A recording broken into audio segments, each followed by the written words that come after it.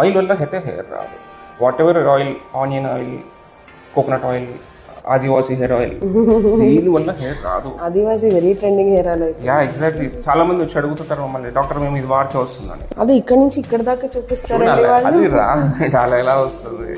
Hair route skin లోపల 3 to 4 mm depth లో ఉంటుంది. సో కంప్లీట్ హెయిర్ లో that is the only living tissue. This is the dead tissue. అంటే keratin, ఇది protein, దీనిలో life ఉండదు.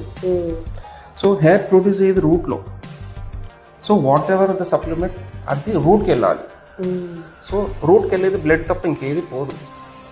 సో బ్లడ్లో న్యూట్రియన్స్ ఉంటే హెయిర్ వస్తుంది. సెకండ్ వన్, ఆయిలింగ్ వల్ల హెయిర్ రాదు. సైన్స్ ప్రకారం అయితే రాదు, ఎందుకంటే అది పెనిట్రేట్ అవ్వదు. బట్ ఉన్న హెయిర్ని, స్ట్రక్చర్ని ప్రొటెక్ట్ చేస్తుంది అంతే.